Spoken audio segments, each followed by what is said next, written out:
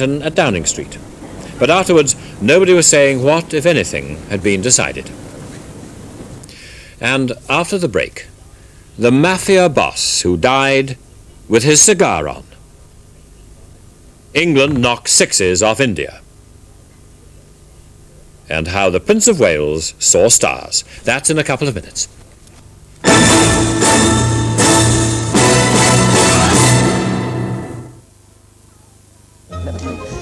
I'll drive. No, I'll drive. You drove yesterday. Toyota drivers have one thing in common: a lasting enthusiasm for whatever Toyota they own. Because with a Toyota, you get a lavishly equipped car that's economical to run at a very competitive price. Hello, Jane. Fancy a spin? Hello, Tony. Hello, Harry. Lovely evening. Evening. Evening. Lost me voice. He never stops talking about the car.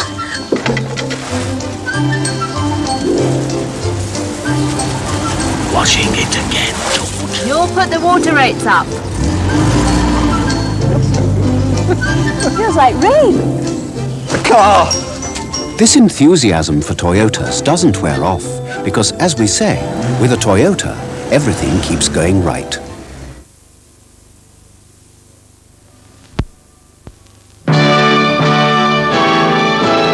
A British Sunday joint of beef. You smell it roasting all morning. You sit down together and watch Dad carve, and as the first slice goes on the plate, with Yorkshire pudding and roast potatoes, marvellous. Then Petcher Dad'll tell you not to eat so fast. Britain's Sunday isn't Sunday without a roast, because British meat's got the lot.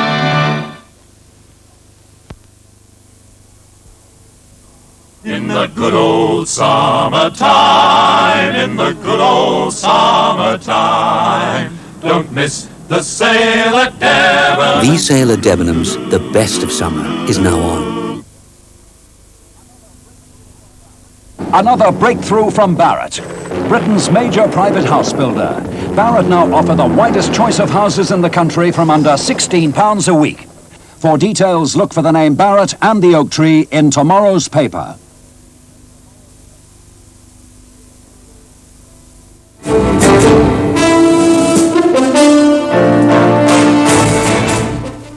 Police in New York are on the alert for the start of a gangland war following the murder of America's mafia boss.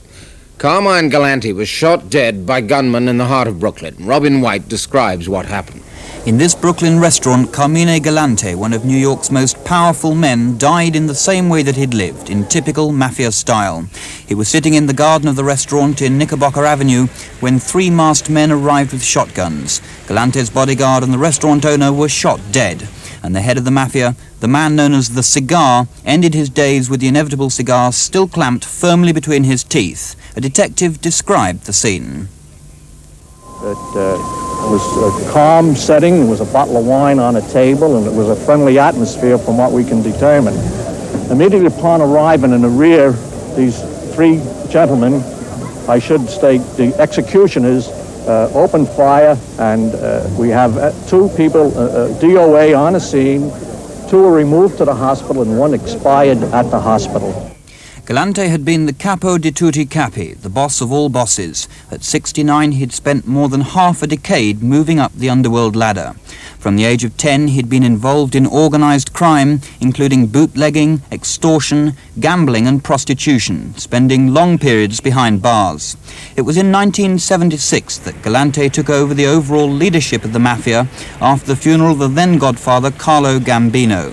He established himself as being completely ruthless and was suspected of ordering the executions of at least 100 people. His assassination now leaves a question mark over the leadership of the mafia, which is run by 5 major families. There's the 200-strong Bonanno family, led by Galante before he was, as the mafia say, rubbed out. The Vito Genovese family, which numbers around 800 and is led by the powerful Frank Funzicier. The Lucchese family, around 200 strong and led by Antonio Dux Carallo. The Colombo family, numbering 350 and led by Sonny Franese. And the huge 900-strong Gambino family, now led by either Paul Castellano or Agnello della Croce. The New York police say they're waiting to see if Galante's death will mean the end of one wave of gangland killings or the start of another. 2 Australians at least are flying to America tonight to claim the £5,000 reward offered by a San Francisco newspaper for pieces of Skylab. The largest chunk found so far is thought to be part of Skylab's docking tunnel. Re-entry apparently shredded the outer skin. The new members of the European Parliament, MEPs as they like to be known, are sorting themselves out before they meet for the first time in Strasbourg next week. Our European correspondent Michael Brunson has